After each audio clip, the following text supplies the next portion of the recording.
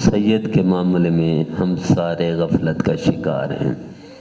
وہ بے ادبی بھی کرتے ہیں، گستاخی بھی کرتے ہیں، اور یہ نہیں دیکھتے کہ ان کی نسبت کتنی بڑی ہے، ان کا احترام کتنا بڑا ضروری ہے۔ نبی کریم صلی اللہ تعالی علیہ وآلہ وسلم نے ارشاد فرمایا، جو مجھے یاد کرے میری آل کو یاد نہ کرے اس نے بے وفائی کی۔ درود شریف میں ہم بے وفائی کرتے ہیں، حالانکہ جب نبی کریم صلی اللہ تعالی علیہ وآلہ وسلم کا نام آ جائے تو ہم پڑھتے ہیں صلی اللہ تعالی علیہ وسلم، حالانکہ ایسا نہیں پڑھنا چاہیے۔ پڑھنا کیا چاہیے؟ صلی اللہ تعالی علیہ وآلہ وسلم، وآل کو بھی شامل کرنا چاہیے۔ نبی کریم صلی اللہ علیہ وسلم سے محبت کا تقاضا ہے، حضور کے فرمان کا تقاضا ہے۔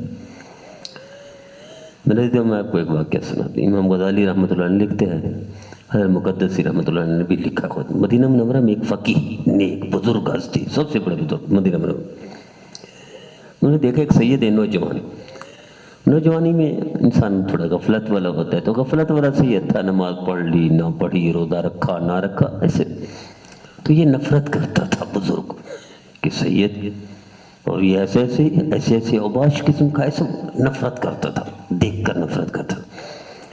ایک دن خواب میں رات کو دیکھتا ہے کہ نبی کریم صلی اللہ علیہ وسلم تشریف فرمائے ہیں، دربار لگا ہوا ہے حضور کا، لوگ آ رہے ہیں، یا رسول اللہ ہاتھ ملا رہے ہیں، میں آپ کا امتی۔ تو یہ آگے بڑھا تو نبی کریم صلی اللہ علیہ وسلم نے ارشاد فرمایا، تم نہیں جانتے کہ اولاد چاہے جتنی نافرمان ہو نسبت والدین کے ساتھ جاتی ہے، اولاد کو کوئی شخص آنکھ بھی کر دے تو بھی نسبت والدین کے سے لگ سکتی۔ تم اس نوجوان سے نفرت کرتے ہو جو میری اولاد میں سے ہے؟ اس کے بعد سیدھے اٹھے، جا گئی، دوڑ کر گئے سید کے گھر پہ، معافی مانگی، رات کو معافی مانگی، مجھے معاف کر دو، آئندہ نہیں کروں گا۔ میرے عزیزو، حضرت جنید بغدادی رحم اللہ کتنے بڑے مشہور بزرگ ہیں۔ یہ کوئی بزرگ تھے، کوئی نیک تھے، نمازی تھے؟ نہیں، پہلوان تھے، شاہی پہلوان۔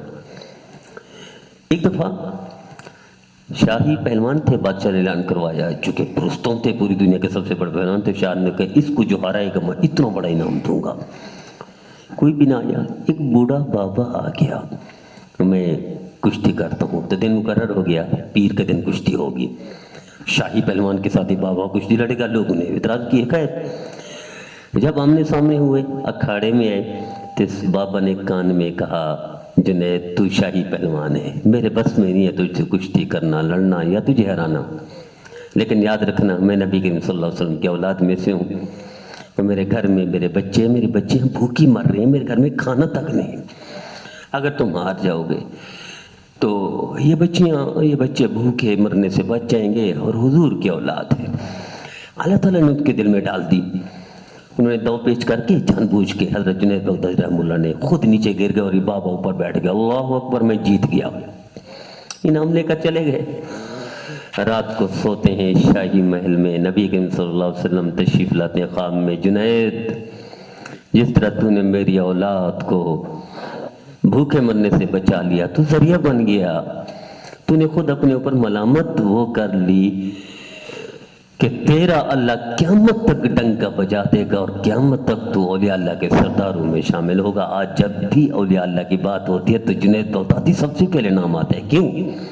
ایک عمل تھا، سید کا احترام کیا، سید سے محبت کا حق ادا کر دیا، سید کے معاملے میں اپنے آپ کو ذلیل کر دیا۔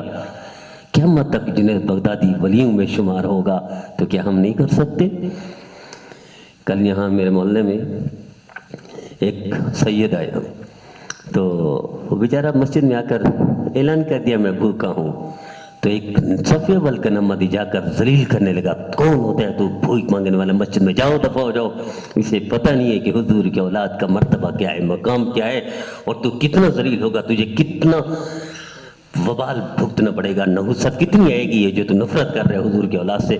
میرا عزیزو طے کر لے، جب بھی کہیں بھی کوئی سید مل جائے، اگر احترام نہیں کر سکتے، خدا کے لیے سید کو ذلیل نہ کریں، اس کی عزت کو دو پر نہ لگیں، اور خدا را اس کی آبرو ریزی نہ کریں، نہ اس کو تانے دیں، نہ اس سے نفرت کریں، ورنہ دنیا بھی خراب ہوگی، آپ کی آخرت بھی برباد ہوگی۔ اللہ ہمیں خسرت دنیا والآخرہ کا مصداق نہ بنائے، اللہ محفوظ فرمائے، نبی کریم صلی اللہ علیہ وسلم کی اولاد سے محبت کرنے والا بنائے۔